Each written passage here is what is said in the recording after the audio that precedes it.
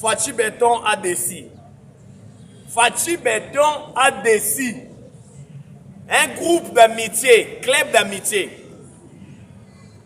Gouvernement soumis à des clubs d'amitié. C'est-à-dire, permettez bango. Oh, balongole awa, batie awa. Bato ba yibi, bato ba détourné, mais bazongi kaka na soumis à des. Toko panzalelo teke awawa. Parce que Tshisekedi a trahir mémoire ya ba père fondateur ya IDPS. La idéologie à le progrès social. Le peuple d'abord, Mawa. Toko analysant ngwana émission mukolo lelo. Le M23 baboy konyata makolo na Qatar.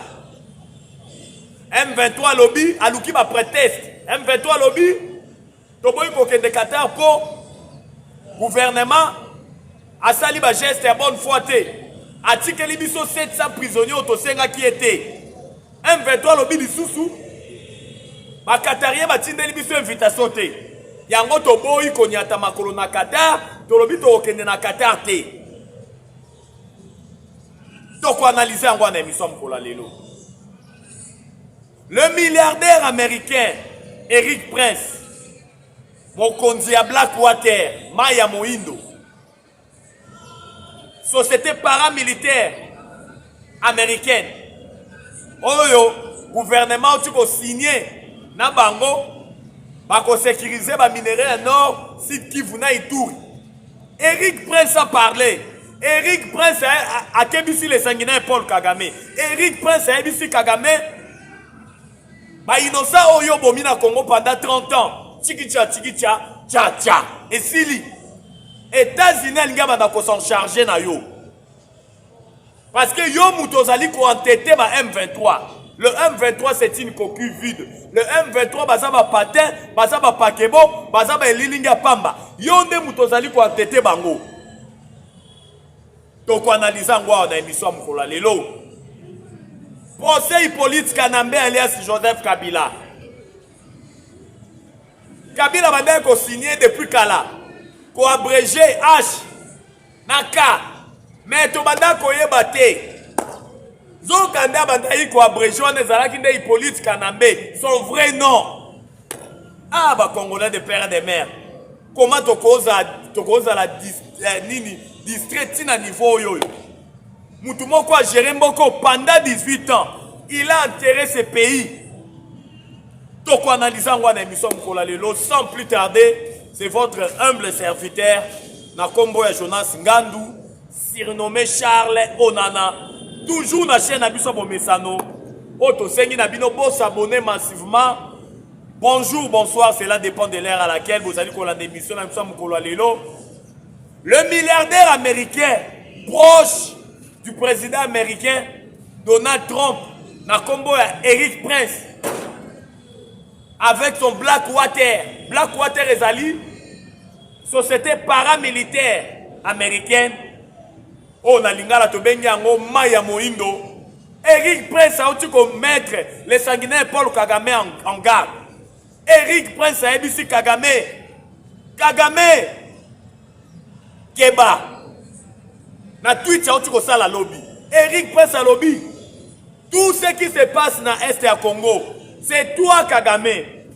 Yo Kagame yondo bomi ba Congolais de cela 30 ans. Plus de 10 millions de morts. Plus de 500 000 femmes violées. Plus de 110 000 hectares dévastés. C'est toi Kagame. Ma ventira nos osa les communes à Souka. Parce que biso Amérique, to koti di kambo ya Congo. Yango na esibino ake non. Tigicha, tcha tcha. Eric Prince à mettre Kagame en garde. À lobby, ba biso ba américain to ozonga lisusu simate. Kala mingi te tozo signé na Congo contrat ya partenariat ya vente ya minerais stratégique. Tokoya ko installer ba société na biso avant fin de l'année 2025. Les sociétés américaines viendront s'installer en République démocratique du Congo, dans sa partie orientale, pour exploiter des minerais stratégiques. Les 3T, oh babengaka les 3T, dental était tungstène. Ba américain ba voya exploiter yango. Na est ya mboka na biso. Ezali bongo dul, lisolo tata mokonzi ekolo Fati Beton, abandaki na le président américain le républicain Donald Trump outa 2019. Zamba eko sala ete le président américain le républicain Donald Trump azonga lisusu na pouvoir. Po ba eko silisa lisolo na ye na Fati Beton na 2025. Yango bomoni Eric Prince, proche à Donald Trump, milliardaire américain, mon conduit à société américaine et qu'on sécurise ma minerai à nord, site qui vous n'a tout. Oh babengi na Congo ya Blackwater, oh tolobi na lingala Maya Moindo, à Kebisi Kagame. Alors bi kalamingi te, balingi ba s'en charger na les sanguinaires Paul Kagame. Pour mutuazali côté ko pesa le M23 mato imangongi. Ezali les sanguinaires Paul Kagame. Vous savez que le M23 a l'outil prétexte. M23 l'obité. Bande kwa Qatar batindeli bango invitation te. Pour ba ko assister. Na 6e round. Il y a l'isolo et comme maintenant la signature et accord de paix entre le gouvernement et le M23. Ba l'outil sous deuxième prétexte. Ba l'obité. Gouvernement a utilisé un geste à bonne foi. Le gouvernement a tiré 700 prisonniers. Mais si le gouvernement a tiré 700 prisonniers, le gouvernement congolais lobby a abandonné la cas par cas. Et puis a tiré 700 prisonniers, si seulement si tu signé un accord de paix, et puis le gouvernement a tiré des prisonniers. Mais les prisonniers M23 de figure emblématique. Le col là-bas, Edouard Mwanga Tchouchou. Les Congolais de père et de mère, vous partagez mission, vous aimez, vous commentez, vous avez un commentaire parce que l'émission est le spécial. Vous avez un teke, le gouvernement est corrompu au ebimi. Le gouvernement est corrompu partout dans le Mokili. Basiliki. Mais vous avez la première sujet. Il y a un moment où vous avez la carte M23, balobi ote. Le gouvernement il fallait qu'il a libéré Mwanga Tchouchou parmi les 700 prisonniers au Basengi. Edouard Mwanga Tchouchou, autant la tout au long ya reine, il y a Hippolyte Kanambe alias Joseph Kabila. Le Rwanda, avant d'être premier producteur il y a coltan. Le Rwanda c'est un peu de 1000 collines. Le Rwanda va na minéralité. Rwanda vivra na ba plus budgétaire. Oyo ezali ko constituer 30% du budget naïe. Parce que 2025, le Rwanda avait voté un budget de 4 milliards. Dans 4 milliards, 30%, il y a un budget, les autres n'ont pas plus budgétaire. Appui budgétaire, ils ont et ça, mon solo, oh, bah, pesaka. Et à capé pour renforcer le budget. À part mon solo, oh, bah, pesaka, bah, Rwandais. L'icolo est un fonds de commerce. Oh, Kagame, à Tamoussa Mobimba. Il y a génocide rwandais. Génocide de Salemara dans les années 1994. Oyo Kagama lo baboma kaga batut. Alors que batut baboma ba utu baboma ba toi baboma naka. Parce que na mboka ya Rwanda, ba Congolais de père et de mère. Oyo ngano e photo eba Rwanda zaga na 3 ethnies. Biso toza na 450 tribus ethnies. Mais Rwanda zaga na 3 ethnies. Na 3 ethnies na Rwanda zali na yango. Rwanda zali na ba Utu baza ba majoritaire. Ba Utu baza ba Bantu, baza lokola ngai na yo ba Bantu. Ba Utu nde baza ba majoritaire na Rwanda. Un peuple ya peuple oyo alonaka na eka bilanga. Ba Utu bazali un peuple, ce sont des peuples cultivateurs. Bango baza naka pona kolona bilanga. Balonaka madesu, balonaka pomme de terre, balonaka thé, balonaka café. Bango nde bazali ba majoritaire na Rwanda. Peuple pacifique. Peuple oyo alingaka bitumba te. Peuple bantu lokola nga na yo. Batuti baza ba nilotique. Baza bato bazali ko uta kuna ba uta na nord. Koluka ko conquérir l'espace. Et sika nyonso batuti balekaka. Il faut baluka bitumba. Po bango bazali peuple mululi. Peuple ya keto, peuple ya zuwa, peuple oya luka ko bien mabele, esika ya kofanda, tango aye sika na bino fo ba do boma bino de telle scène que a récupérer sika wana. Peuple mabe, peuple oyo aboko la bibwele. Tout azali peuple oyo aboko la ngombe, amela maziwa makasi abokola ntaba ya bokolobe bibwele po aliaka musuni makasi peuple moko mabe peuple oto bengi peuple tout yango wazali komona bisika tu batambola ba peuple nomade bauta na nord kobunda koluka ba mabele bake bafandi na Kenya bakititi baye na Rwanda tina ba Ethiopie wana toke maintenant la troisième ethnie ya Rwanda troisième ethnie eza batwa twa bazali peuple pacifique lolenge moko na peuple utu peuple oyo alingaka bitumba te peuple oyo ye musala na yebe koluka chasse kokende koluka banyama na zamba bibwele kotia mitambu kokanga gibier kokanga mboloko kokanga simbiliki kokanga lapin peuple ya kimia oyo tobengi banani batwa mais peuple oyo tobengi tuti na mokonzi na bango le sanguinaire Paul Kagame wa bomaka Juvenal Abiyarimana na 1994 peuple moko ayoka kate matoi mangongi ya yoka kobe na rapport de force peuple tuti azali peuple azalaka capable soki oye na Rwanda yo mopaya azui mwasi na ye apesi oye alobi madame kende oyeba étranger wana ye na mboka na biso Rwanda ye kosala nini lalaka na ndenge olingi sala na nyonso olingi mais oyeba ye kosala nini peuple oyo aza capable ya kopesa yo mwasi na ye ka po yeba oye kosala nini na Rwanda et puis batuti rwandais soki olo sali erreur yo bantu olobi obala nilotique tuti rwandais tia yango na mutu na yo ke tango azali na yo na période ya malonga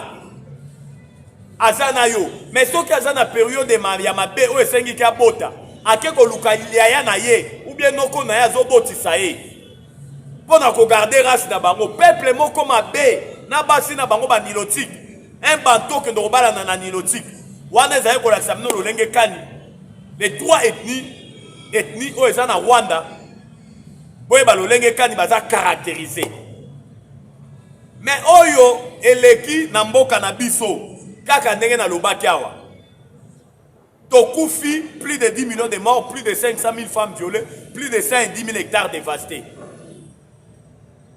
Nyonso tu wana na misu ya Hippolyte Kanambe alias Joseph Kabila tata mokonzi ya ekolo ya kala oyo ateraki mboko oyo Fatia azali kobimisa Kongo na libulu oyo Joseph Kabila sali na mboko oyo tolobaka yango na ba émission nyonso ba armée mibale ebundi na ville ya Kisangani quand le pays était occupé l'armée rwandaise l'armée ougandaise ba bundi na ville ya Kisangani la guerre de 6 jours pendant 6 jours babomi plus de 2000 Congolais ils ont utilisé des armes lourdes l'artillerie lourde en plein centre-ville mais tout le monde sous Hippolyte Kanambe alias Joseph Kabila il fallait qu'il fonda armée ougandaise na armée rwandaise pour babundara les deux armées étrangères au bayaka kowele la bakare minier na en plein centre-ville ya Kisangani mais Hippolyte Kanambe alias Joseph Kabila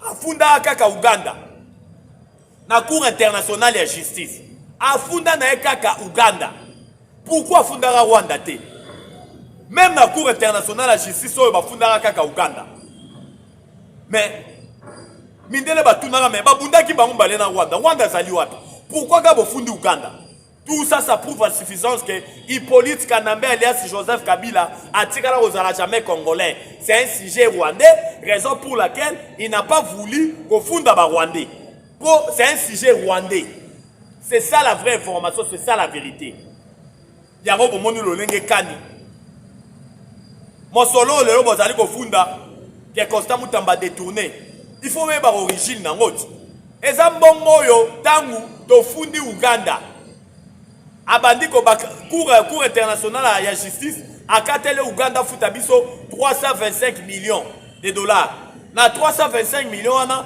dete ko créer Frivao mosolo yo établissement batiaki pona ko indemniser ba victime ya guerre de 6 jours oya bando na biso bakufa na Kisangani yango moni bazwaki initiative batonga prison balobi ke o Constant Mutamba détourné Non, Constant n'a pas détourné. Constant Moutambaza innocent, c'est un complot, c'est un cabale politique.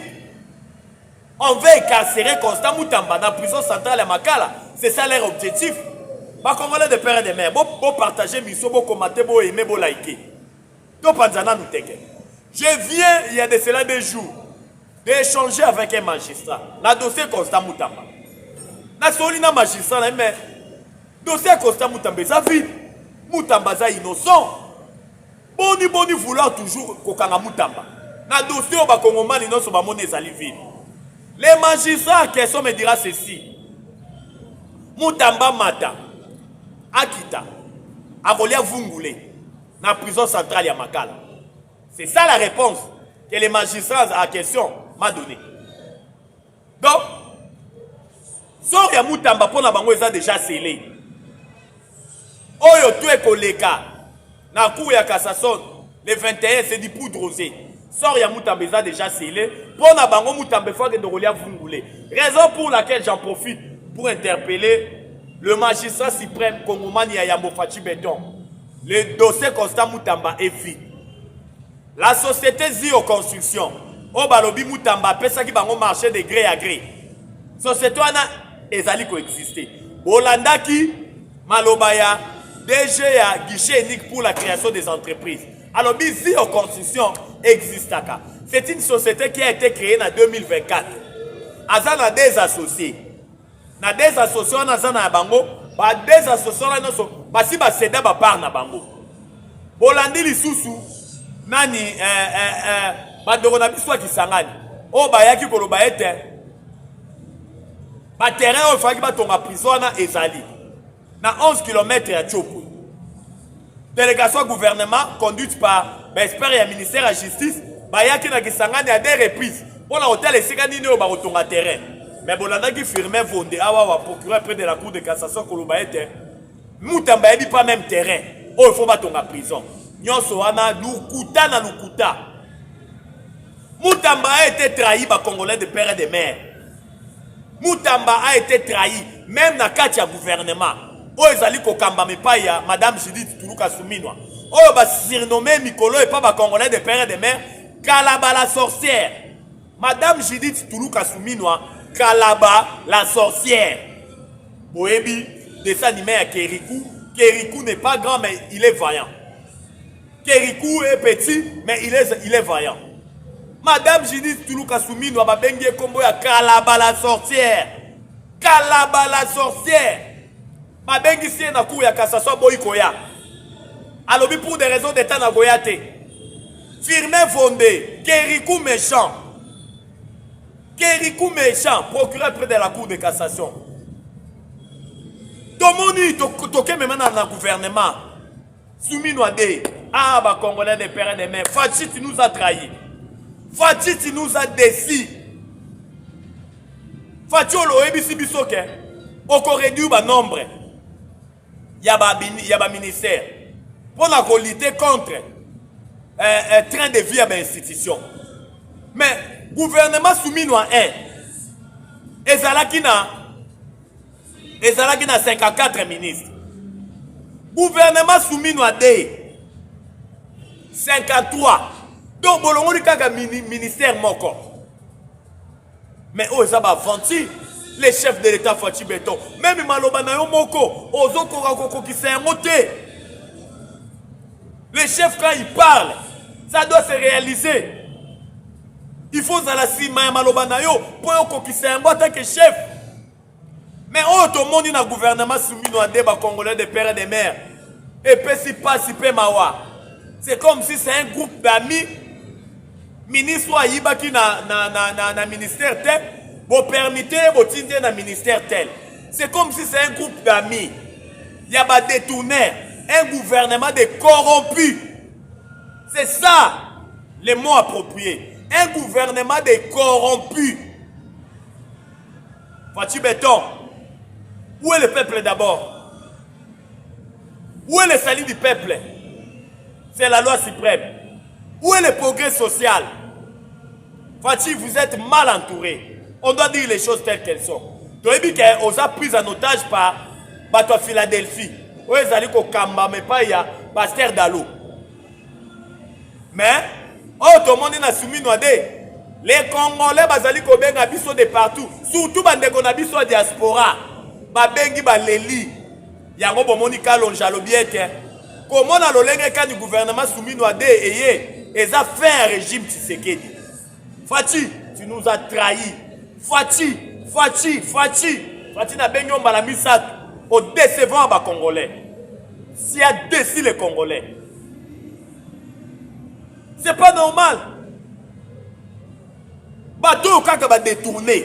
Ba ministre au kaka ba détourné. Au sali ba oka ba permutation. Au longoli na siko au tien na ministère tel. Au longoli au tien na sika tel. Mais Constant Moutamba sacrifié. Gouvernement est intervenu dans le dossier Constant Moutamba. Moutamba a été sacrifié. Bato Moutamba lelo bazo regretté. Na comment na lolenge ka du gouvernement soumis à des bimi. Vous savez que le directeur de cabinet, il y a Constant Moutamba, a été empoisonné. Empoisonné directeur du cabinet à Constant Moutamba. Un grand complot pour partager misobo like bo aimer tozo panjalelo teke. Tangu ya jale laisser l'équipe. On doit dire les choses maintenant telles qu'elles sont. Époque ya jale lo ya kokumisa l'équipe. Le pays va mal, ça ne va pas avec ce gouvernement de corrompus. Oh, bah, ça n'est pas comme côté. Soumis nous à un, ce que total ba ministre, bah, sali moussala ya malonga. Bah, comme pas même 5. Je dis bien, ça n'engage que moi. Bah, comme pas même 5. Bah, Congolais de père et de mère. Oh, bah, sali qu'on a d'habitude une histoire lelo. Bon, t'as un combo à 5 ministres. Oh, bah, travailler qui toque, on a soumis nous à un. Oh, bah, l'inga qui va se soumis nous à 2. Bah, ça a 5. Balegi pas même 6. La plupart des ministres bazaki ba corrompus. Bayaki pona rotondisa mabenga. Bayaki pona rotondisa ba poche. Bayaki jamais na vision ya peuple. Mais on ne sait pas si le chef de l'État est envoûté. Fati beton. To éviter ceux qui ba envoûté yo, ceux qui bazali kolamba yo na nzungu, to éviter. Ba Congolais bazam mécontents. Bazali ko exprimer les ras-le-bol. Na gouvernement soumis à des du poudre rosée, faut copier-coller. Rien de spécial. Ça fait très mal. Raison pour laquelle to sengi ba Congolais bazali kolela. Ba Congolais ba lobi sande de trop. Comment na lolenge ka ni soumis à un bimi. Ba Congomani nyonso ba lobi. Ba comme une impression c'est comme si régime na yo comme na suka. Comme abuka vwe koi. Union secret, union sacrée. Oh ezali ko kamba me pa ba Luaka ningi king di Vital Kamerhe. Mutu alobaki azate. Bango nyonso bouche be. Bayebe kaka nanga royati na ville ya Kinshasa. Bango kotake jamais Corneille nanga. Mais Zamba contredire bango. Ba américain ba s'imposer. Mais pas si peu mawa. Kaka bato ba lobaki te. Bato ba salaki oloko te. On reconduire même bato na na gouvernement. Club d'amis, c'est ça le vrai nom. L'union sacrée, c'est un club d'amis. Gouvernement soumis à des club d'amis. Vous espérez que vous avez un gouvernement. C'est comme si tout ce que nous avons fait à Régnier Tshisekedi. Fati. Ce que nous avons cocaté. Démissionner. Au sali déjà Moussala qui toko. Mais démissionner. Parce que au décevoir les Congolais. Le pays est pris en otage. Bien, ça ne va pas. La vie est devenue chère. Toujours sentir qu'il faut continuer à ôter. C'est ça la vraie information. La Bible nous dit toute autorité vient de Dieu. Oui. Tout le monde a une mission, aux mandaté, aux mission. Mais comment on a l'olenge kano sali makambo ya soumi noandé, tu comprends que otenaga parole te. Yo tala rande ba intérêt mesquin, ya club d'ami, ya bato baza zinga na yo, na ba ministre corrompu, ce gouvernement ya bato baza corrompu. Oh ba ye ko yibaka mbongo. Population a souffrir, ya malonge zate de détournement. Ça fait très mal. Yango doit être interpellé yo. Pour la Kisayo que ça ne va pas. Le pays va très très mal. Tu veux qu'on rappelle, on a prophétie à Mohamed Sanogo, un prophète ivoirien. kuna na mboka ya Côte d'Ivoire. Na début année, Mohamed Sanogo a prophétisé pour na yo Fachi Beton. Koloba ete, Zamba zali kolakisa ngai, l'insecte qui ronge l'haricot se trouve toujours dans l'haricot. Na linga na tolobaka nyamaliaka l'idée sans alaka na l'idée. Par là, Mohamed Sanogo ngai saonin, keba na entourage na yo. Vous êtes mal entouré, les chefs de l'État, Fachi Beton. Les prophètes de la nation Denis Les, aleki na baitandoike koloba ete, na moni Fachi akoumela na pouvoir. Mais Zamba zola kisangai, entourage na ezali malamu te. Azali na entourage ya mabe. Yango oyo le résultat. Babambre ya Philadelphie, de bakomi kokoche yo. Gouvernement komi nango gouvernement ya Philadelphie. Reine na yo komi ya Philadelphie. Bato nyonso ba sopa makila pona IDPS. Ata moko te. Botala même ba famille na bango te, botala ba famille ekufaka, ba perda ba papa, ba perda bana. Lelo gâteau komi ko kamwanaka na groupe ya bato. Bango nde bazolia, bango nde bazokende ba Dubaï, bango nde bazo vivre na ba conditions malonga, ko kende ko fêter na ba Afrique d'ici, ko mema ba jet mobimba, avion na basi, ba ke ba fêter na bango un mois, bazongi. Les gens sont mécontents, les chefs de l'État Fachi Beton. Oza Kongomani ya Yambo. Ozali symbole ya unité nationale. Mais oyo ezali ko salema. Ezali ba Kongomani pasi pe mawa. Biso toloba lo makambuka ndenge ezali. Si ça ne va pas, il faut te koloba. Ya malamu peso eza, to ya koloba. Mais ya mabe eleki. Toza mécontent Fachi Beton.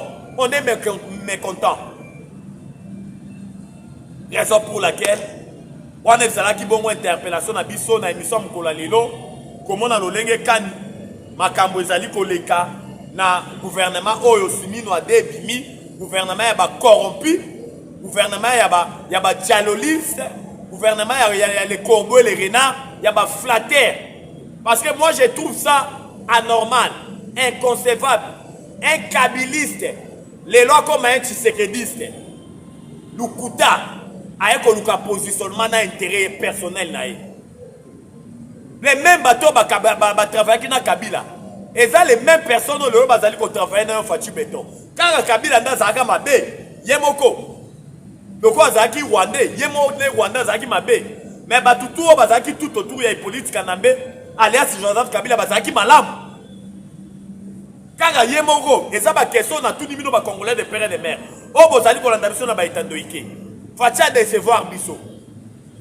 Tu es kolobaka vérité, to fingi mututé, to lobi lo côté, to zaba congolais, to zaba communicateur, to pesipe makanisi na biso na lolenge ka du gouvernement o ebimi. O to sepeli na yango te, yango to ekoloba. Yango to ekoloba. Yango to osenga la tata mokonzi ekolo. Il doit ouvrir les bons. Azana mission Zamba Pessie, Oyo, il a bâti un grand travail depuis son avènement au sommet de l'État. Il a déboulonné le système Yakabili, Oyo qui caractérisé par les Rwandais. Il a déboulonné l'empire du mensonge.